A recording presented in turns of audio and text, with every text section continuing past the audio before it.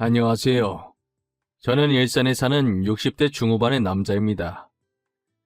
이 이야기를 어디다 말하기 쪽팔려서 아직 아무에게도 말하지 못했는데요. 여기에라도 익명의 힘을 빌려서 한번 적어보려고 합니다. 저는 첫사랑이자 마지막 사랑이었던 여자와 이혼을 하고 현재 두 딸을 홀로 키우고 있는 중입니다. 딸들을 볼 때면 그날의 기억이 다시금 떠올라 가끔 화가 날 때도 있지만 그렇다고 이 아이들이 무슨 죄가 있나 싶어서 미안하기도 합니다. 제게 어떤 일이 일어났었는지 지금부터 들려드릴게요. 저는 아내와 부부금슬도 좋고 모두가 부러워할 만큼 행복한 나날들만 보내고 있었어요. 저와 아내는 대학교 같은 과 동기였는데요. 처음엔 아는 척할 만큼 친한 사이도 아니었고 그냥 지나가다 인사만 하고 굉장히 어색한 사이였어요. 그러다 대학교 졸업을 앞두고 친구들과의 마지막 모임을 가질 때였어요. 그녀는 누가 봐도 부러워할 만한 외모를 가지고 있었어요. 자랑 같긴 하지만 저도 못생긴 편이 아니어서 꽤나 인기가 있는 편이었죠. 그런 저희를 친구들이 장난으로 엮기 시작하더라고요. 진영아, 너는 도대체 왜 연애를 안 하는 거야? 솔직히 너 좋다고 따라다니는 여자도 많잖아. 이해를 할 수가 없네. 나였으면 그중 한 명이랑 잘해봤겠다. 그니까 내 말이 그 말이야. 우리는 따라다니는 여자가 없어서 연애를 못하는데 쟤는 진짜 보기 겨운 놈이라니까. 진짜 재수없어. 근데 유은이도 이번에 헤어지지 않았나? 진영아, 너 유은이는 어때? 별로야? 유은이도 인기 많잖아. 이렇게 보니까 너네 둘 잘 어울린다. 그러네. 둘이 진짜 잘 어울려. 유은아, 진영이 어때? 진영이 저놈 진짜 괜찮은 놈이야. 내가 장담할 수 있다니까? 얼굴도 반반하잖아. 너네 진짜 왜 그러냐? 유은이 불편하게. 그리고 나도 불편해. 그만해 이것들아. 너네나 빨리 짝 찾아서 연애하든가. 저는 이런 장난 어색하지만 아내는 괜히 불편할까봐 친구들을 말리기 시작했어요. 그러다가 친구들과 헤어지고 집에 가는 길에 그녀가 대뜸 저를 붙잡더라고요. 나 너한테 할 말이 있는데. 이거 진짜 빈말 아니고 애들이 사귀라고 해서 하는 말도 아니야. 나 진심으로 너 좋아해. 사실 입학하고 새내기 때부터 너를 짝사랑하고 있었어. 나를? 네가 나를 왜? 그리고 너 얼마 전에 남자친구랑 헤어진 거 아니었어? 그런데 갑자기 나를 짝사랑하고 있었다고? 무슨 말이야. 장난치지 마. 사실 너가 연애에 관심이 없는 것 같아서 고백을 못했어. 그리고 내가 거절을 못하는 성격이라 전 남자친구가 나한테 고백하길래 잠깐 만났던 것뿐이야. 나 지금 너무 당황스러워. 너 애들이 아까 장난쳐서 순간의 감정 아니야? 지금 나를 친구로서 좋아하는 건데 남자로서 좋아하는 거라고 착각한 걸 수도 있잖아. 절대 착각 아니야. 너 정말 좋아해. 너랑 같이 학교 다니고 싶어서 너 군대 가 있는 동안 휴학도 했어. 나 정말 진심이야. 내 감정인데 내가 착각할 리가 없잖아. 사실 저는 어릴 때부터 부모님의 이혼과 아버지의 재혼으로 연애에는 관심이 없어서 그녀에게도 아무런 마음이 없었어요. 그래서 저는 그녀의 고백을 거절하기 바빴습니다. 하지만 그녀는 제게 진심이었는지 첫 고백을 하던 날 이후로 더 적극적으로 구애를 하더라고요. 결국 저는 아내에게 두 손 두 발 다 들고 고백을 받아주었어요. 저는 첫 연애인지라 아내와 함께하는 모든 것이 처음이었어요. 친구들은 결국 이렇게 됐냐며 차라리 잘 됐다고 연애 한 번은 해봐야 하지 않겠냐고 놀리더라고요. 진영아, 솔직히 이거 다 우리 덕분이다. 알지? 살면서 연애는 한번 해봐야지, 안 그래? 그래도 첫 연애는 유은이라서 다행이네. 착하잖아. 우리가 말했잖아. 너네 둘이 진짜 잘 어울린다고. 이렇게 나란히 서 있으니까 선남선녀가 따로 없다. 아우, 진영이는 좋겠다. 알겠어, 이것들아. 밥 한번 쏠게. 되는 날 말만 해. 내가 너네한테 거하게 쏠 테니까. 친구들은 제가 왜 연애 안 하는지 이유를 알고 있었거든요. 아버지는 아버지 인생이고 내 인생은 내 인생이라며 아버지 때문에 연애 안 한다는 말은 핑계라고 어떻게든 저를 제가 만든 틀 안에서 나오게 하려고 했었어요. 그런 제가 연애를 한다고 하니 친구들은 제 일처럼 기뻐해주고 축하해주더라고요. 그렇게 저희는 6년 정도 긴 연애를 하고 둘 다 안정적인 직장을 다니게 되면서 자연스럽게 결혼 얘기도 오가기 시작했습니다. 저희 집안은 부유한 집안이지만 아내 집안은 조금 기울어서 혹시나 반대를 하면 어쩔까 걱정이 많았어요. 게다가 저는 대기업을 다니고 아내는 나름 탄탄한 회사긴 하지만 중소기업에 다니고 있었죠. 아무래도 조금 벌어지는 격차에 저희는 양가 부모님을 만나기 전부터 많은 생각과 고민을 했었어요. 하지만 저희의 걱정은 기우였던 건지 의외로 별탈 없이 결혼 승낙을 받을 수 있었어요. 저희는 결혼을 하고 두 딸을 낳으면서 딸 키우는 재미에 웃음이 끊이진 않았습니다. 그리고 아내가 복직하고 제가 육아나 집안일을 도와주고 있어서 저희는 단 한 번도 싸운 적이 없었어요. 딸들이 말도 잘 듣고 어찌나 애교가 많던지 눈에 넣어도 안 아플 정도였어요. 저는 벌써부터 얘네가 커서 결혼한다고 하면 어쩌냐고 난리도 아니었죠.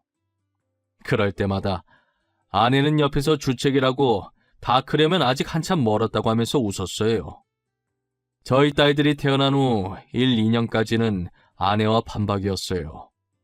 하지만 크면 클수록 딸들의 얼굴에 아내의 얼굴이 사라지더라고요.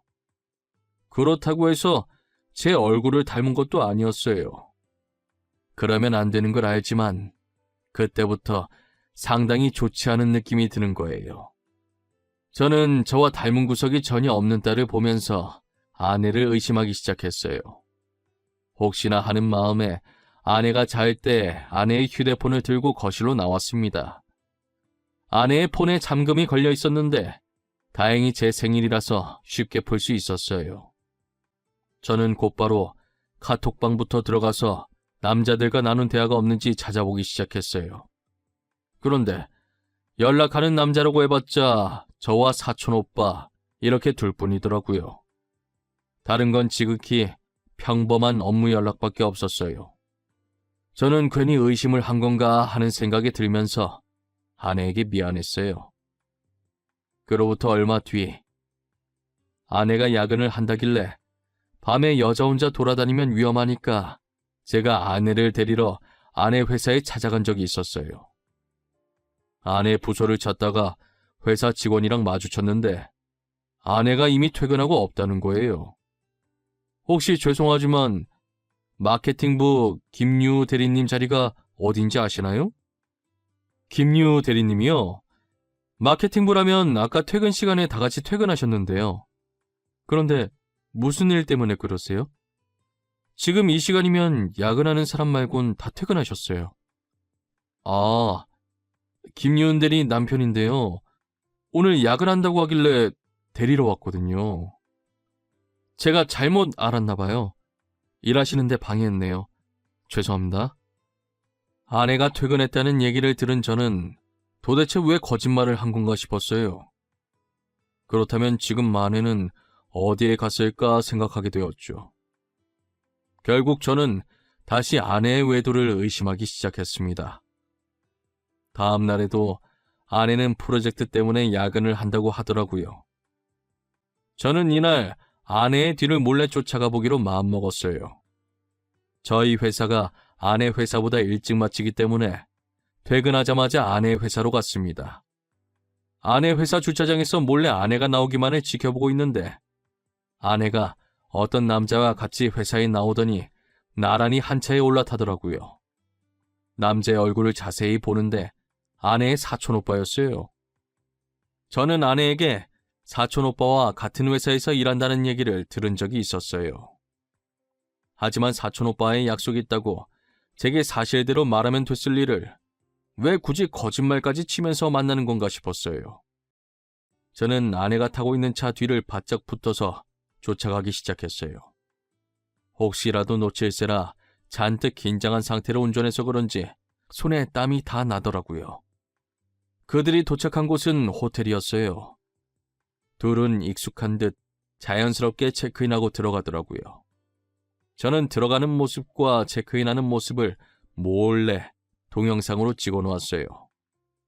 혹시나 해서 찍어두긴 했지만 도대체 사촌 오빠와 단 둘이서 호텔에 들어갈 일이 뭐가 있나 싶었죠.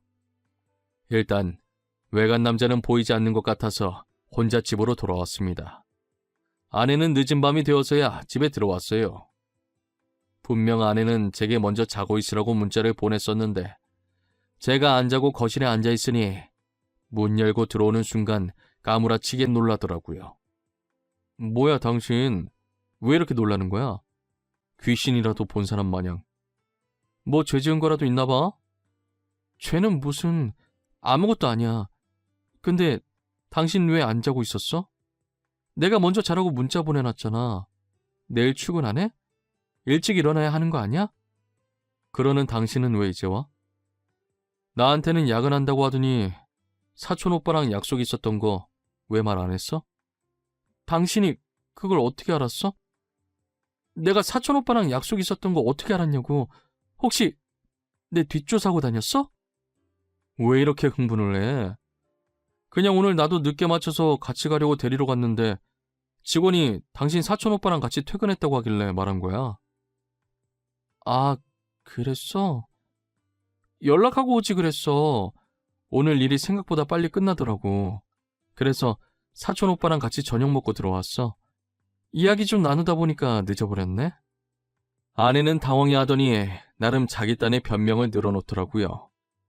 저는 끝까지 거짓말을 하길래 뭔가 있다고 생각하고 증거를 모아야겠다는 생각이 들었어요. 그날도 어김없이 아내가 자는 틈을 타 아내의 휴대폰을 몰래 봤어요. 그런데 아내의 카톡에 있던 사촌 오빠와의 대화는 평범하더라고요.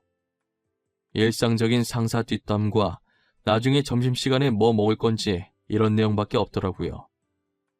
혹시나 해서 전화 기록을 봤는데 카톡보다는 주로 전화를 자주 하는 것 같았어요.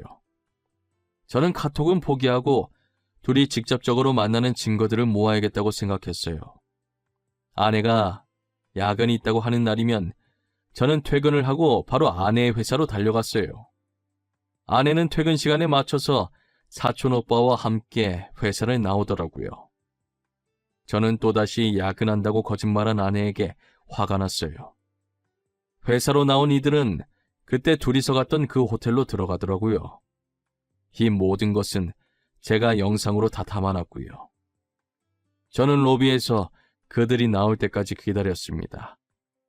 3시간 정도 흘렀을까?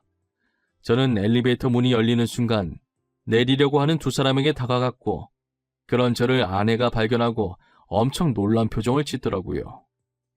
여보, 아니야. 나 진짜 아니야. 당신이 생각하는 그거 정말 아니다. 오해하면 안 돼. 나 아직 아무 말도 안 했는데 뭐가 아니야? 무슨 오해? 내 눈앞에 벌어진 상황 말하는 거야? 사촌 오빠랑 둘이 있는데 무슨 오해를 하겠어? 가족끼리. 맞아. 가족끼리 밥 먹으러 온 거야. 오늘 분명 야근할 줄 알았는데 안 하더라고. 그래서 그냥 여기 호텔 음식이 맛있다고 하길래 저녁으로 그거 먹으러 온 거야. 그래? 그럼 그렇다고 나한테 처음부터 말하면 됐잖아. 야근할 줄 알았는데 안 하더라. 그래서 사촌 오빠랑 밥 먹고 가겠다. 이 말이 그렇게 어려운 거야? 제 말에 아내는 되도 않는 변명만 늘어놓기 시작하는데 사촌 오빠는 옆에서 바지 주머니에 손 꽂고 저를 쳐다만 보고 있더라고요. 그렇게 한참을 보다가 입을 여는데 제게 하는 말이 가관이었어요. 저기요. 이왕 이렇게 된 거 그냥 유은이랑 이혼해주세요. 저 더 이상 숨어 다니고 싶지 않네요. 당당하게 유은이 만나고 싶어요. 그게 무슨 소리예요? 당당하게 유은이 만나고 싶다니요? 지금 뭐 둘이서 연애라도 하겠다는 거예요? 이미 눈치챈 거 아니었어요? 그래서 이렇게 뒤쫓아온 거 아니냐고요. 네, 맞아요. 당신 예상대로 저 유은이 사촌 오빠 아닙니다. 그니까 이제 유은이 놓아주시라고요. 오빠, 지금 뭐라고 하는 거야? 아니야, 여보, 절대 아니야. 사촌 오빠 맞아. 나 믿어줘, 어? 다음부터 솔직하게 말할게. 제발 한 번만 봐줘. 잠시만. 사촌 오빠가 아니라고? 그게 무슨 말이에요? 그럼 둘이서 바람을 폈다 이 말이에요? 당신이 설명해봐.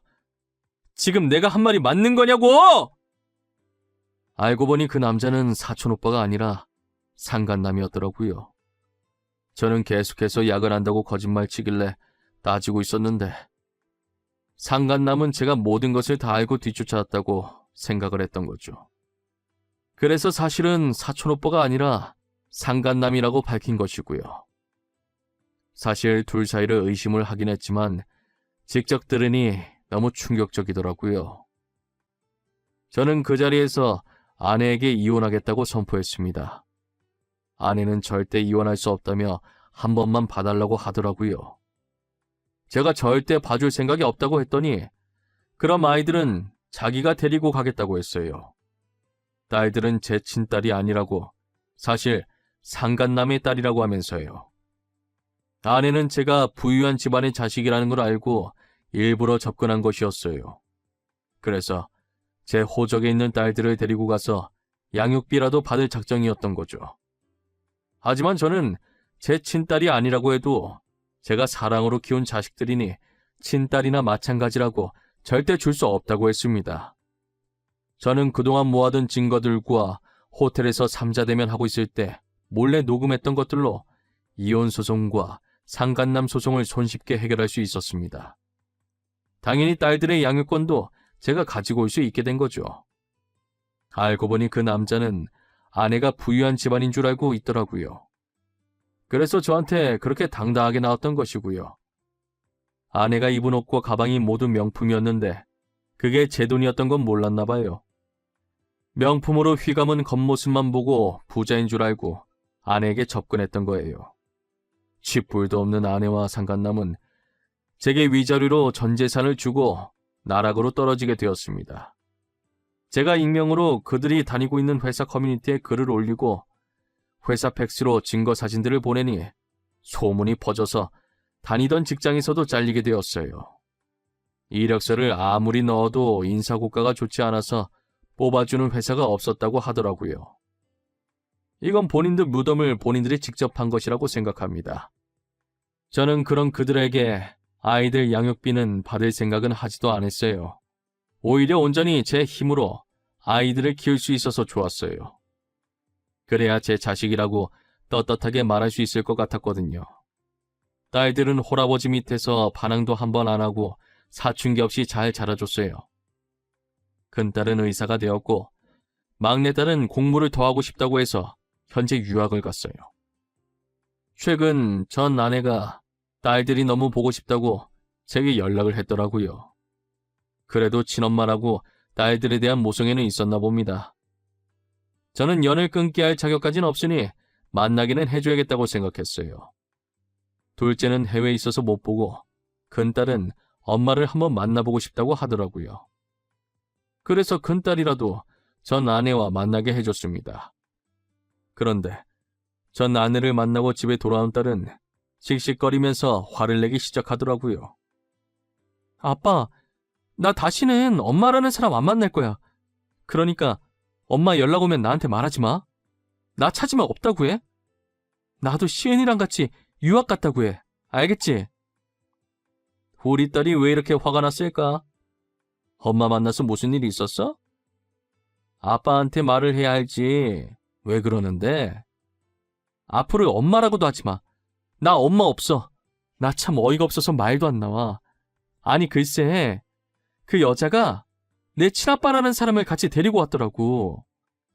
니네 친아빠도 너네가 어떻게 컸는지 보고 싶었나 보네.